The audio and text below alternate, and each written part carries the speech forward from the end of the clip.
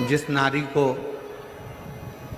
30 साल हो गए हों, बच्चे नहीं हों, 35 साल हो गए हों, संतान नहीं हो, 25 साल हो गए, 20 साल हो गए, संतान का सुख ना हो,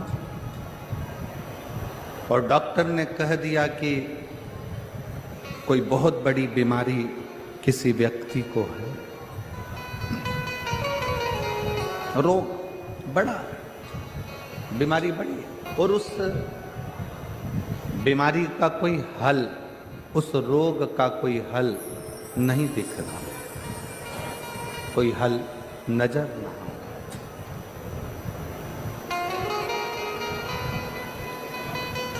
कोई हल दिख ना रहा, तो बैसाख महीने में शिव सप्त तीर्थ का एक अनुष्ठान अपने जीवन में जरूर करें।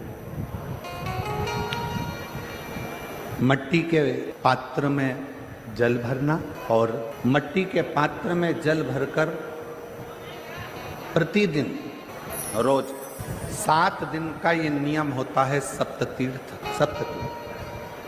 बस विराम जो है उसका प्रदोष के दिन होना चाहिए,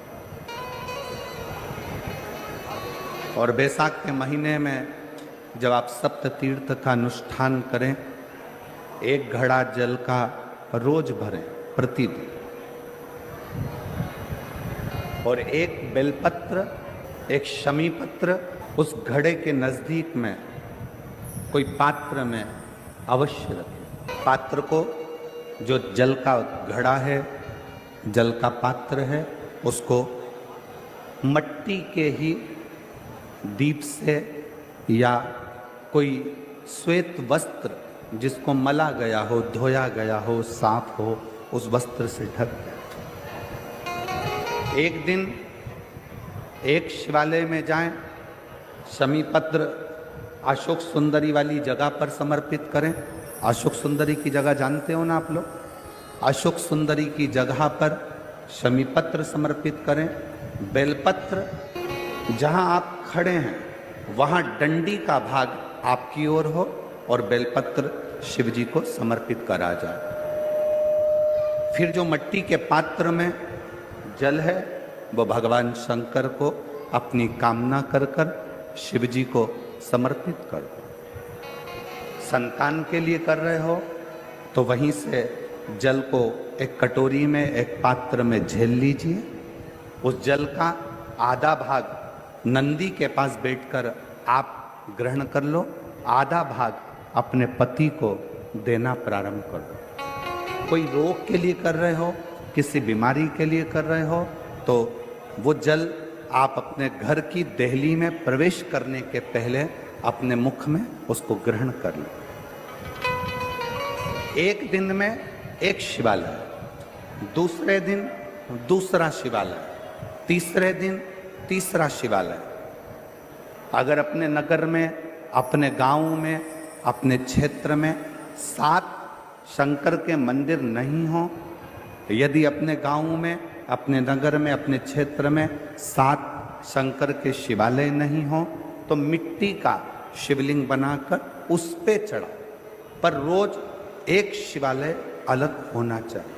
प्रतिदिन प्रदोष के दिन जब आप इस सप्ततीर्थ का विराम करेंगे, उस समय पर जल, जब प्रदोष काल आए, प्रदोष काल का जब समय हो जल चढ़ाओ सुबेरे, पर प्रदोष काल का जब समय हो उस जल का पान उस प्रदोष काल में कर ले।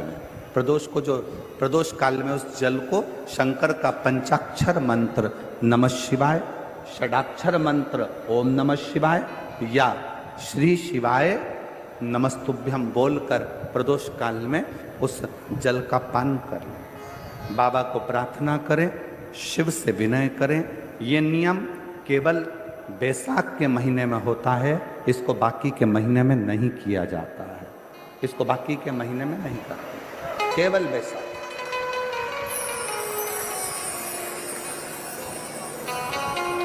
शिव सप्त तीर्थ का जो नियम है वो अपने जीवन में धारण करें।